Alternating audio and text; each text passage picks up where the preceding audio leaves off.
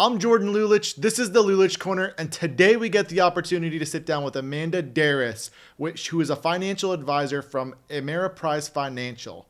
She's going to be sharing a little bit about what she does, who she is, and where she's from, and we're super excited for today's session. So before we dive into it and get talking, I'd love to have the opportunity for Amanda to share a little bit about herself. Amanda, thank you for coming on. Thank you for taking the time to share all your nuggets of knowledge and your wisdom about the industry. We're super excited to have you here.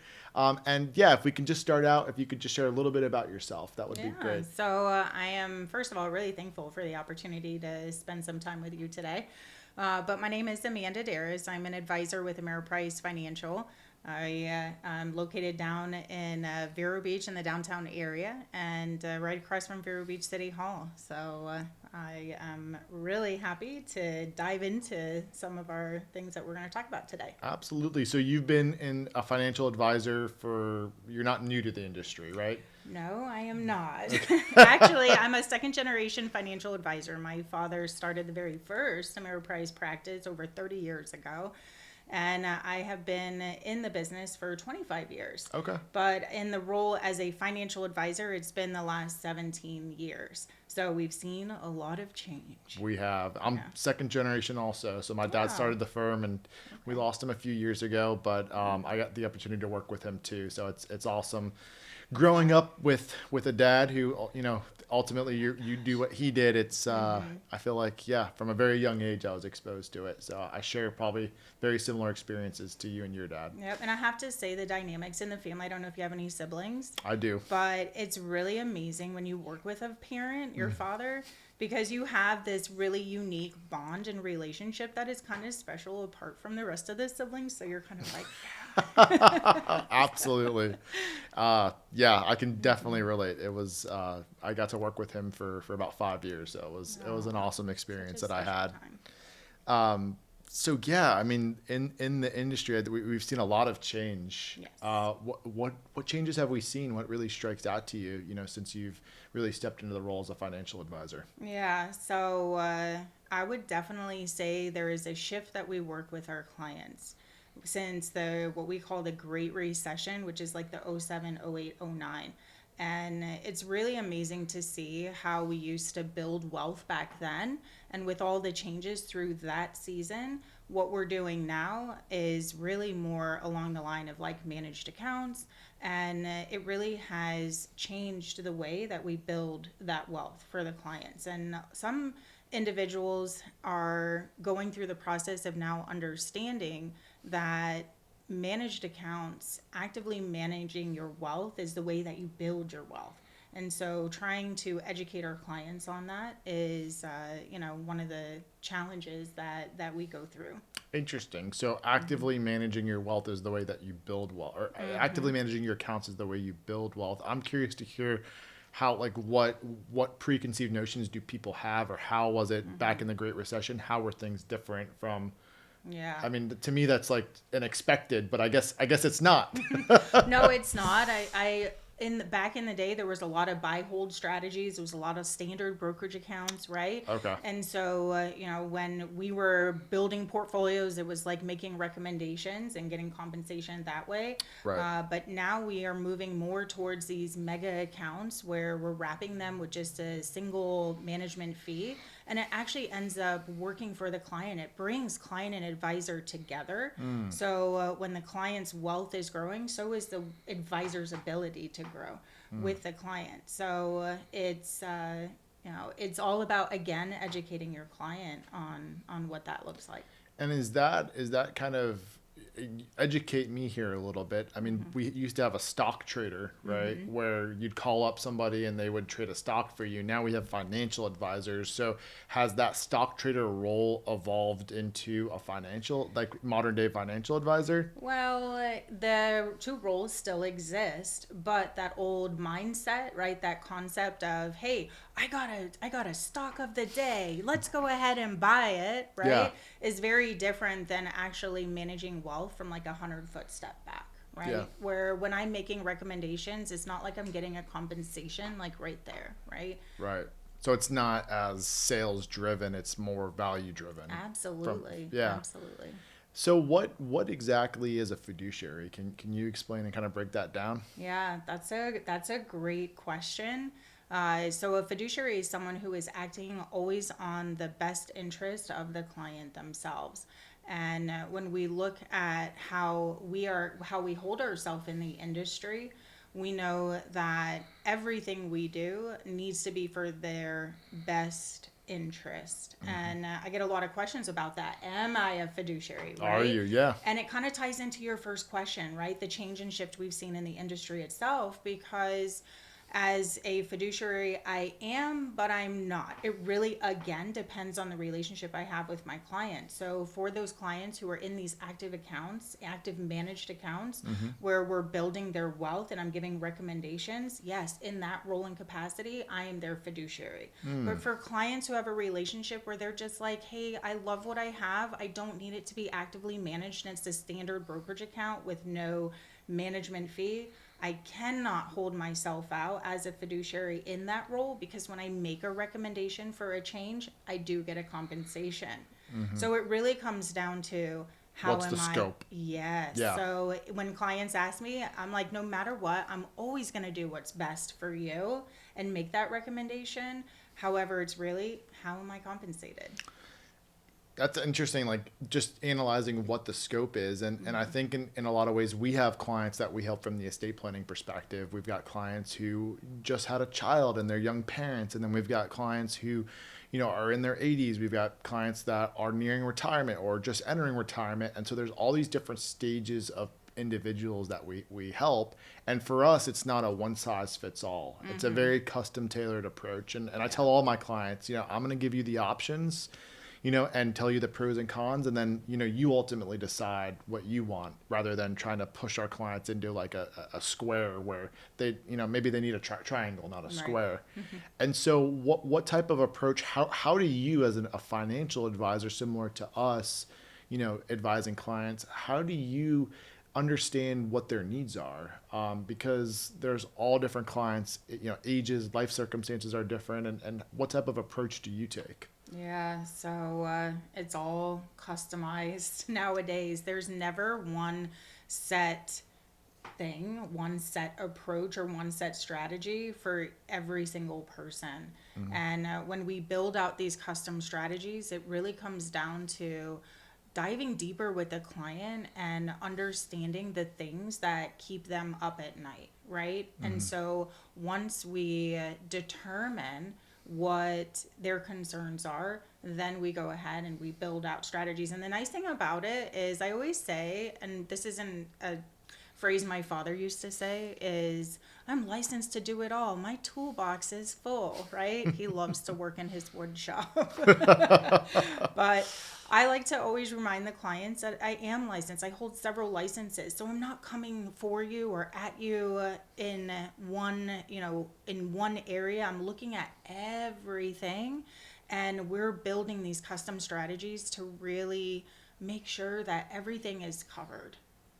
How do you think, what type of advice do you give to clients? Because, you're talking a lot about, building, and the different, custom options that you offer, but what about that preservation piece, about trying to help clients preserve their wealth? Yeah, generational wealth, right? Yeah. That's a new terminology, and we all need to be familiar with that, right? What does that mean for So, people who may not have heard of it? yeah, so generational wealth is, in my definition, is going down to the second generation, right? Okay. It's a family member who has taken time to actually build their wealth, but it's never meant to stop at the next generation. It's meant to be preserved and continue to grow, to continue to pass on to that second generation.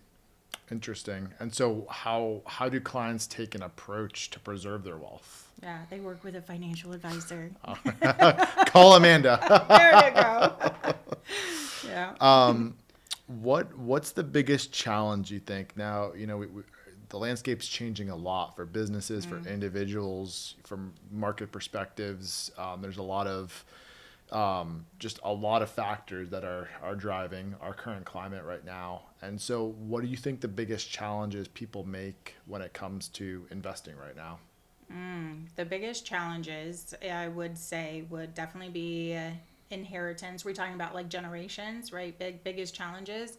I would definitely say inheritance and having the right mindset to receive that inheritance. And then the second one would be cryptocurrency, which if you take anything away from today, change cryptocurrency and start calling it digital asset, because that's what it's going to be called in the future. But when we look at just breaking down the inheritance part, you've heard about like what happens to people who win the lottery, right? Well, yes, I have. They spend it, right? Yeah, they go Exactly. through it. Exactly. And that is a big challenge. That's a big issue for the next generation. If we look at how much money is going to be inherited, we have like $70 trillion that are going to pass down in the next 20 years. And studies show people who win the lottery often, like within a year or two, they're depressed, they're like purposeless. I mean, they go through like major crises Yeah. in order to, and they're receiving these large sums of money. One would think like you would be, in awe and just on cloud nine, You but would think, but reality changes that a lot. And that's probably a great parallel to inheritance because in a lot of ways, winning the lottery is a lot like receiving a large inheritance. absolutely. And so it's all about preparing the mindset of the generation who's going to inherit this $70 trillion, right? Yeah. I think for all of our parents in these baby boomer seasons, right, or age, whatever you want to call it, right? Their biggest concern is I saved all this money. I'm living according to my lifestyle, right? And then all of a sudden I'm going to pass it to the next generation. Are they going to be fools, right? And just spend it away. But no, that's not what they want. Right. So when we look at our mindset, it is so important for us as financial advisors to start shaping that mindset to create a generation that can be responsible. And the most important word is comfortable in inheriting the money, because the reason why people who win the lottery end up spending it away is because they've never had that kind of wealth. They don't know how to handle it. And inside, mentally, it's uncomfortable for them. So they naturally make unsavvy financial decisions to disperse the asset to bring them back to a state of comfort. I think it comes down to education about money, and money's such a taboo Yes. topic. It's crazy. Nobody wants to talk about money, and I think that's where whether it's a financial advisor or an estate planning attorney comes in is helping clients have that difficult conversations, because parents, even from a parent perspective, they don't.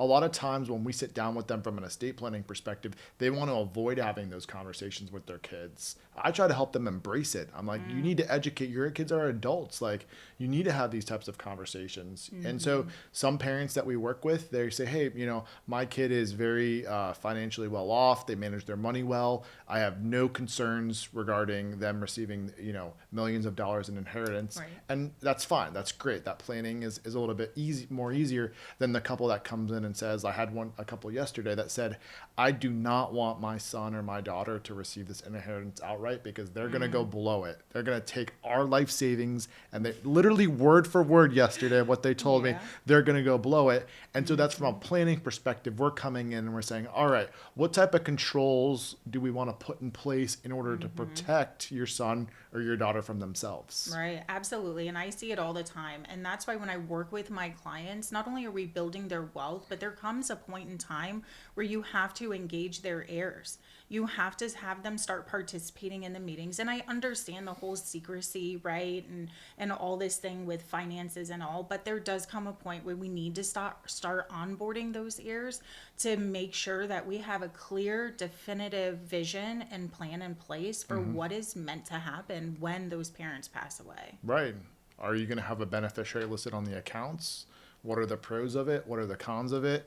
Or you want some controls in place? Is it going to go into a trust? Like, those are all conversations that really talking to an attorney and a financial advisor can help, shed some light on. So what, to kind of wrap things up, how is AI starting to impact the industry? Oh, goodness. AI, we can't get away from it. It's going to continue to expand. And I will say in my industry itself, Ameriprise has started to use artificial intelligence in behind the scenes. And what we're really seeing is AI can remove the personal touch of everything, right? That's one thing that we need to maintain is personal connection as AI continues to integrate in our industry. And I've seen a massive push over the years where Ameriprise doesn't want advisors to sit there and build model portfolios. AI can do that for you, right? But what they want is one-on-one connection where the advisor can just sit and listen to what the client's concerns are and let them know, hey, we've got this taken care of. We've planned for this. Everything's going to be okay. I think on the flip side, I will say AI has created more work for me in the sense where You're the first person I've heard say that. clients now have accessibility to AI. You Okay. can go whatever phone you have, you can use whatever AI chatbot you want, and you can ask it whatever questions you want, and it'll tell you information. So what do I get? Hey, Amanda, what about this? What about that? And I'm going, oh, great. Okay, well, let's do some research. So, what does that mean? More time for me. What clients need to understand, or people just in general need to understand, if AI says it, it doesn't mean it's real. A lot of times it's not They're true. exactly. And believe it or not, artificial intelligence can hallucinate. 100%. Hello. 100%. And when you try to argue with AI saying, no, you're wrong, AI doesn't like that, right? So it's really important that if you are going to use artificial intelligence, make sure that you're not taking it for face value. Do your own due diligence and get other resources. Or reference check AI. Yeah, Ask absolutely. AI, show me the references. Exactly. And I was doing this once, and AI was turning around. Well, I don't have a specific reference. This is just a general conclusion. What? You don't, Yeah. You're drawing this from a general conclusion of information. That's when my alarm bells went off. Yeah, If good you could point to a specific reference, okay, at least then I can go explore that reference of what it pulled from. Absolutely. Yeah, So. absolutely. But I mean, at the end of the day, we know artificial intelligence will continue to expand. The Yes. United States is going to probably be the hub of AI, Yes. right? And so we know that as business professionals, we're all going to have to be integrating AI into our process. And if you don't, you're going to get left behind, unfortunately. Absolutely. Well, Amanda, I appreciate you coming on, sharing all your nuggets of knowledge. Really great information. If you're listening and if you had a question or if you wanted to reach out to Amanda, how can they reach you, Amanda? Yeah, absolutely. So we're located in Vero Beach. Again, we were the first Ameriprise office in Indian River County. We're at 1054 20th Place, right across from Vero Beach City Hall. And my number is 772-770-3700. All right. I'm Jordan Lulich. This is the Lulich Corner, and thank you for listening in. We'll see you next time.